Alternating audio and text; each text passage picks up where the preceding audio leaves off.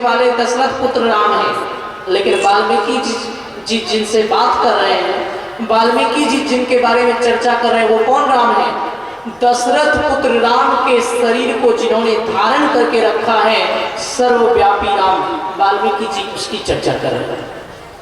सब में व्यापक शब्दे न्यारा, सब में है लेकिन सबसे अलग है। सब में व्यापक शब्दे न्यारा। जैसे एक उदाहरण से समझिए, छोटा बच्चा, कोई छोटा बच्चा जब गांव घर में खेलता है, घुटनों के बल चल रहा है, अबोध है, उसको ज्ञान नहीं है, चलते चलते अचानक से अपने सिर को ऊपर करता है और चंद्रमा को देखकर अपनी मां के सामने रोने लगता है, मुझे वही ला कर दो। बच्चे की आदत होती है ना, जो खिलौना पसंद आ गया तो वो दो। माँ के सामने छोटा बच्चा होता है, मुझे वही खिलौना चाहिए, वही खिलौना। अब उस बच्चे को ज्ञान तो नहीं है, माँ कहां से समझाएगी कि चंद्रमा को कहीं भी लाना असंभव है। तो बच्चा रोने जब लगता है तो माँ क्या करती है, एक पात्र लेकर, एक बर्तन लेकर, उस बर्तन में जल भरकर जल में चंद्रमा के प्रतिबिंब को उतार लेती है और बच्चे से कहते हैं, बेटा ये देखो उस खिलौने को मैंने तुम्हारे पास ला दिया। एक चंद्रमा की आप जितनी प्रतिआकृति बनाना चाहें, निकालना चाहें, वो निकाल सकते हैं। जितने बर्तन रखते जाइए या जितने दर्पण रखते जाइए, शीशे को रखते जाइए, चंद्रमा उतना होता जाएगा। सब में चंद्र की प्रतिकृति है, लेकिन चंद्र सबसे दूर है। उसी तरह सब में परमात्मा की प्रतिकृति है, लेकिन परमात्मा सबसे दूर है। सरल उदाहरण से समझे, सब में व्यापक शब्दे न्यारा। जमीन पर जितना चंद्र का प्रतिबिंब बना है, सब में एक ही चंद्र का प्रतिबिंब है, लेकिन क्या उन सब में चंद्र है? नहीं। चंद्र की आकृति सब में है, लेकिन चंद्र सबसे दूर है। परमात्मा की चेतना सब में है, लेकिन परमात्मा सबसे अलग है। सब में व्यापक शब्दे न्यारा, सर्वव्यापक और सबसे अलग। ये परमात्मा अत्यंत अद्भुत, उनके बारे में कितना बताया जाए, कितना कहा जाए। कई लोग कहते हैं अब परमात्मा का, जो ऐसे परमात्मा है वो कहाँ मिलेंगे, उनका पास कहाँ है?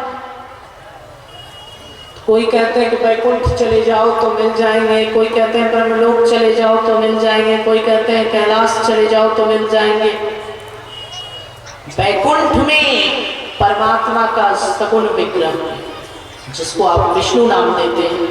कैलाश में परमात्मा का सगुण विग्रह है, जिसको आप शिव नाम देते हैं। ब्रह्मलोक में परमात्मा का सगुण विग्रह है, जिसको आप ब्रह्मा नाम से अभिहित करते हैं। लेकिन पूर्ण परमात्मा कहाँ है? गीता में भगवान कृष्ण ने अर्जुन से कहा, भगवान से कृष्ण अर्जुन से कहते हैं, हे अर्जुन, है धाम परम। किसी सुभाषितकार ने गीता की पंक्तियों को इस प्रकार सजाकर लिखा, कृष्ण अर्जुन से कह रहे कि हे अर्जुन, है धाम परम, आनंद परम, प्रकाश परम, सुख है हर पल। है धाम परम, आनंद परम, प्रकाश परम, सुख है हर पल। आज शरण मेरी, मेरा सेवक बन, उस परम धाम को अर्जुन चल। आज शरण मेरी, मेरा सेवक बन, उस परम धाम को अर्जुन चल। अनहद में है अस्तित्व मेरा, भगवान कहते हैं अनहद में है अस्तित्व मेरा, मैं ओम नाद में रहता हूँ। अनहद में है अस्तित्व मेरा, मैं ओम नाद में रहता हूँ। तृण तृण कण कण में अंश मेरा, सुन पाठ सांच मैं कहता हूँ। अनहद में है अस्तित्व मेरा, मैं ओम नाद में रहता हूँ। तृण तृण कण कण में अंश मेरा, सुन पाठ सांच मैं कहता हूँ। ना विद्युत सूर्य चंद्र तारे, फिर भी मैं अखुट उजाला हूँ। ना विद्युत सूर्य चंद्र तारे, फिर भी मैं अखुट उजाला हूँ। वहां जाकर कोई ना लौटे मैं जहां का रहने वाला। वहां जाकर कोई ना लौटे मैं जहां का रहने वाला। कृष्ण अर्जुन को बता रहे हैं। लोग कहेंगे कृष्ण का वास गोलोक में है, विष्णु का वास वैकुंठ लोक में है। तो यहाँ कृष्ण क्या कह रहे हैं? अपने मुख से अर्जुन को कह रहे हैं कि हे अर्जुन, मैं कहाँ रहता हूँ तो सुनो।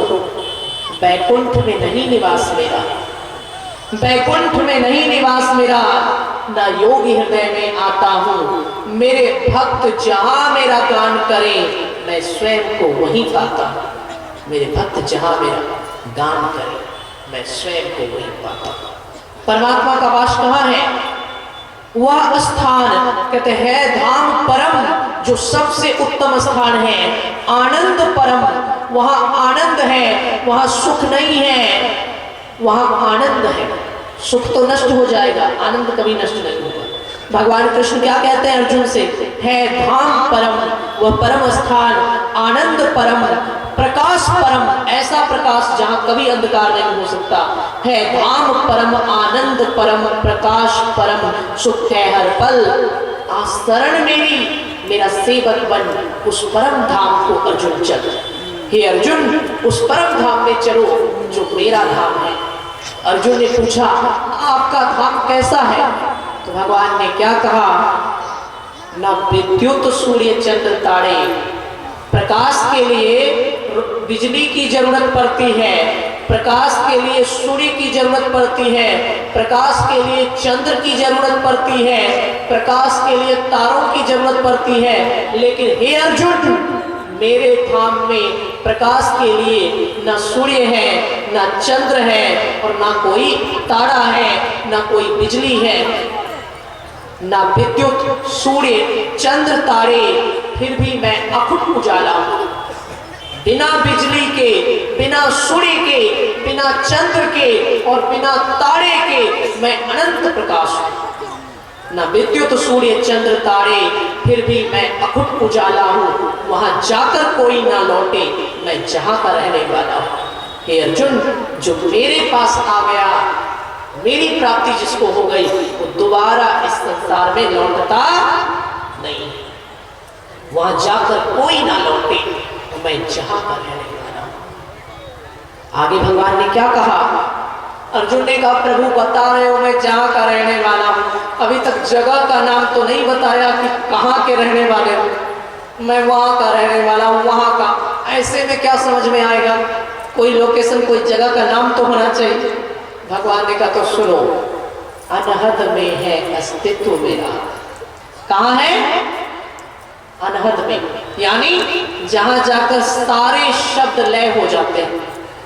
बीजाक्षरम परम बिंदु नादम तस्योपरि स्थितम सशब्दम चाक्षरे क्षीणे, सारे शब्द जहां क्षीण हो जाते हैं। निशब्दम, निशब्द कोई शब्द नहीं, निशब्दम परमम पदम, वही परम पद है, वही परम धाम है। किसी को कविता में लिखा गया, भगवान कृष्ण कह रहे हैं अनहद में है अस्तित्व मेरा। सारा चीज समाप्त हो जाएगा, अनहद में पहुंच जाएंगे। अनहद में है अस्तित्व मेरा, मैं ओम नाद में रहता हूं। कहाँ रहता हूं?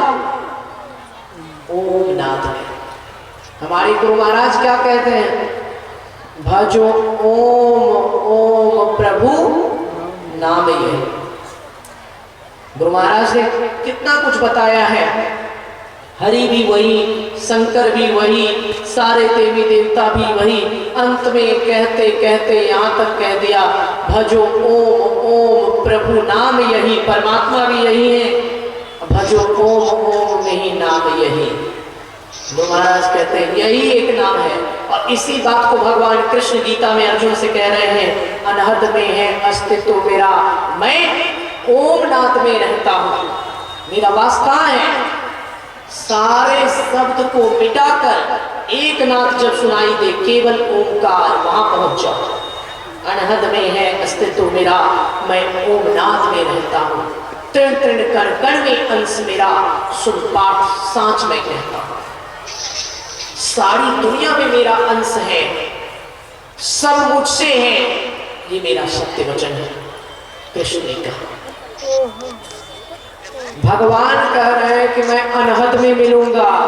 भगवान कह रहे हैं मुझे बिजली की जरूरत नहीं है, मुझे सूर्य चंद्र तारे की जरूरत नहीं है। हम सोचते हैं कि भगवान के आगे थोड़ा सा बल्ब लगा दें, भगवान के आगे थोड़ा आरती जला दें, भगवान खुश हो जाएंगे। उनको प्रकाश की जरूरत है। जिनके संकल्प मात्र से सूर्य चंद्र प्रकाशित होते हैं, उनको आपके रोशनी की जरूरत है। जो अनंत अंधकार से निकालने में सक्षम है, एक क्षण में मुक्ति दिला सकते हैं, उनको कोई क्या प्रकाश दिखाएगा? समझिए,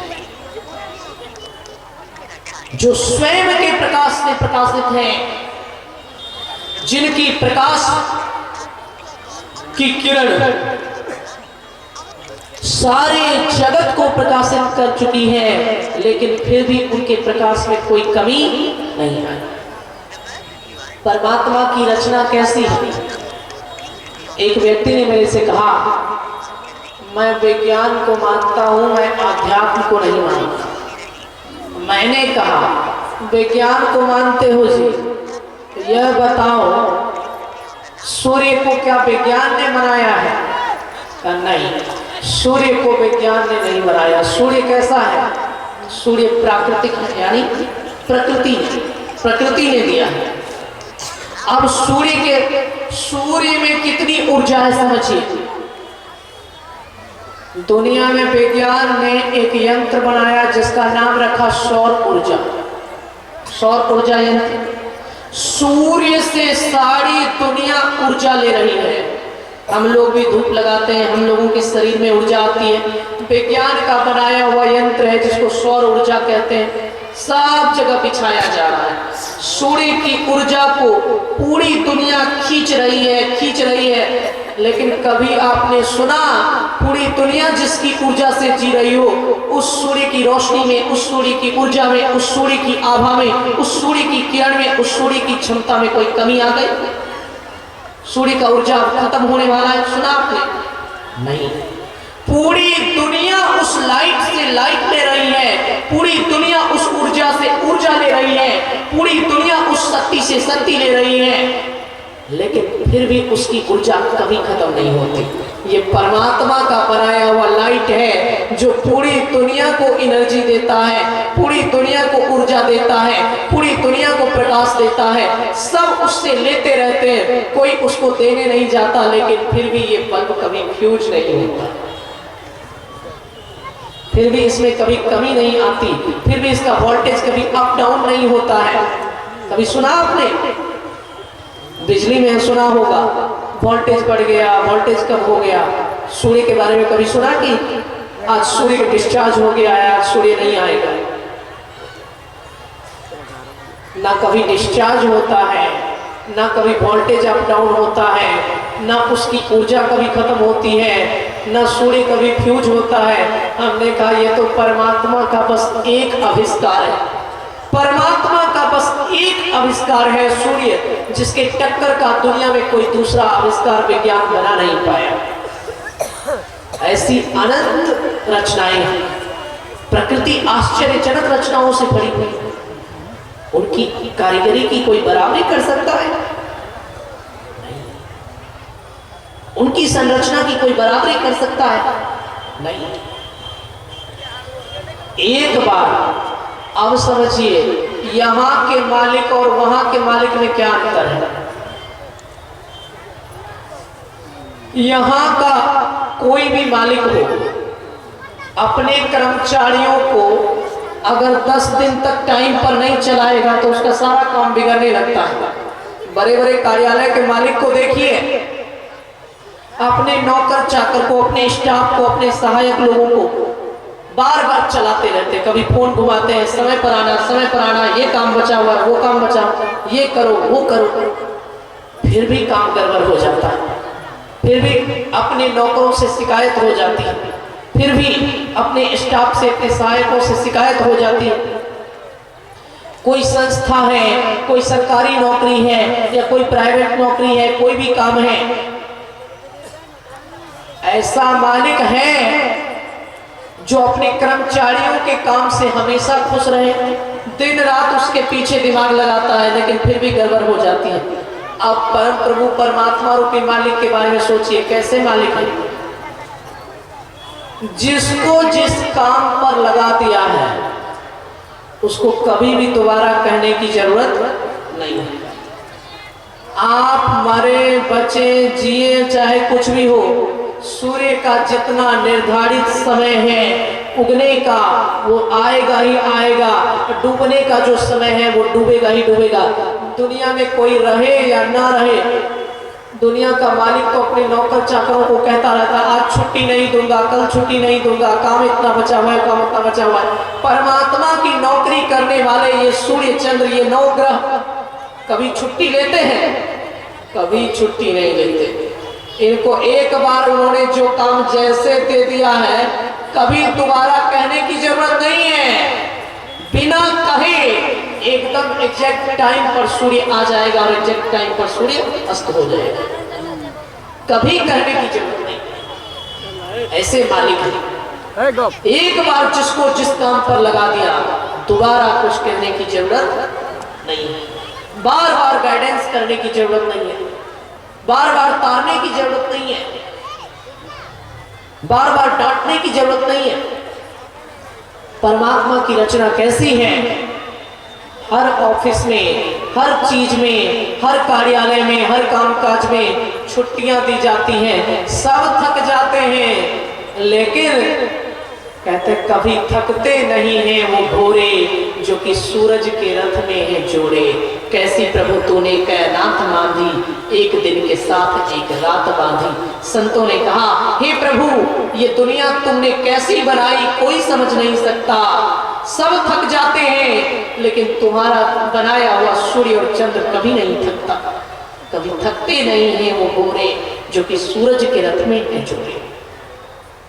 कैसी रचना है तुम्हारी।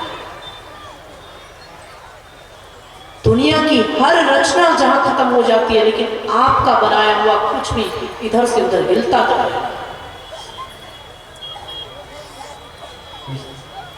समझिए ये तो बस एक दुनिया की बात है, एक संसार, ऐसे अनेकों संसार हैं। हम लोग बस एक धरती के बारे में जानते हैं, एक सूर्य एक चंद्र के बारे में जानते हैं, एक ब्रह्मा विष्णु महेश के बारे में जानते हैं। ऐसे अलग अलग ब्रह्मांड में अलग अलग ब्रह्मा हैं, अलग अलग विष्णु हैं और अलग अलग शिव हैं, अलग अलग सूर्य हैं, अलग अलग चंद्र हैं। ऐसे कोटि कोटि ब्रह्मांड हैं, सबके लिए अलग अलग व्यवस्था है, सबको चलाते हैं, सबको चलाते हैं। और दूसरी बात क्या है, बड़े से बड़े काम में घोटाला हो जाता है। उनकी रचना ऐसी है कि सबको चला रहे हैं, आप सीसीटीवी कैमरा लगा देते हैं फिर भी आपका घोटाला हो ही जाता है। लेकिन उन्होंने कैसा कैमरा लगाया है, कोई कैमरा दिखाई में नहीं देता और जिसको जो काम उन्होंने दे दिया उनका दिया हुआ काम कोई घोटाला नहीं कर सकता। किसी के लिए कोई कैमरा नहीं है लेकिन सब फंसे हुए, कोई घोटाला कर ही नहीं सकता। वही तो सर्वव्यापक। सूर्य चाहे आज मैं छुट्टी मना लेता हूँ, आज मैं नहीं उगता हूँ, परमात्मा थोड़ी हमको देख रहे हैं, हमारे पीछे कोई कैमरा कहाँ लगा हुआ है। चंद्रमा चाहे आज मैं आकाश में नहीं आऊंगा, तारा चाहे कि मैं नक्षत्र लोक छोड़कर चला जाऊं, हो सकता है, कभी नहीं हो सकता। कौन सा कैमरा लगा हुआ है, कहीं दिखाई देता है? नहीं, लेकिन सब होगा। एक भजन लोग गाते हैं, करते हो तुम कन्हैया मेरा नाम हो रहा है, मेरा आपकी कृपा से सब काम हो रहा है। हे प्रभु सब आप कर रहे हो, सब आप करा रहे हो, बस माध्यम किसी को बना दिया। करने वाले भी आप और कराने वाले भी आप। पतवार के बिना ही मेरी नाव चल रही है, वो कहते हैं काफी प्रचलित भजन है।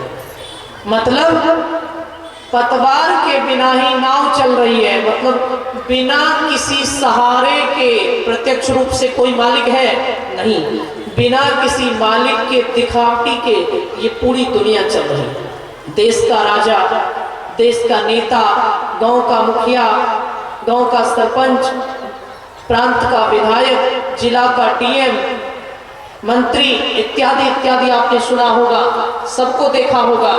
इतनी बड़ी दुनिया को चलाने वाले कहाँ हैं? है तो जरूर, लेकिन देख रहे हैं? नहीं देख रहे, नहीं देख रहे। कैसी चीज है? बिना किसी की नजर में आए सब कुछ कर रहे हैं, बिना किए ही सब हो रहा है। ये परमात्मा की ताकत है, ये ब्रह्म की ताकत है। कुछ करने की जरूरत नहीं, सब हो रहा है, बिना किए सब हो जाए, वो परमात्मा की ताकत है। संत दादू दयाल जी महाराज से किसी राजा ने पूछा, एक नास्तिक राजा था, दादू दयाल जी महाराज से बातचीत हो गई, तो दादू दयाल जी महाराज से सब राजा ने पूछा, आप बहुत परमात्मा परमात्मा बोलते हैं, जरा यह तो बताइए, आपके परमात्मा ने, आपके भगवान ने या आपके प्रभु ने जिनकी भक्ति आप करते हैं, उन्होंने पहले क्या बनाया? पहले रात बनाया कि पहले दिन बनाया? एक सवाल का जवाब दे दीजिए कि पहले आपके भगवान ने दिन बनाया कि रात बनाया, तब मैं आपके भगवान को मान लूंगा। संत दादू दयाल जी महाराज मुस्कुराकर बोले, जो एक चीज बनाकर फिर दूसरी चीज बनाता है जी, वो इंसान होता है। जो एक चीज बनाकर फिर दोबारा दूसरी चीज बनाता है, रुककर दूसरी चीज बनाता है, वो इंसान होता है। और जो एक ही साथ अनंत चीजों को बनाने में सक्षम है, वही भगवान है। पहले पीछे कुछ नहीं, एक साथ जन्म मृत्यु, एक साथ रात दिन, एक साथ अच्छा बुरा, एक साथ आकाश पाताल, एक साथ जीव जंतु, जिन्होंने सब कुछ एक ही साथ बना दिया, वही भगवान। इस वीडियो को लाइक करें, हमारे चैनल को सब्सक्राइब कर बेल आइकन जरूर प्रेस करें हमारी न्यू वीडियोस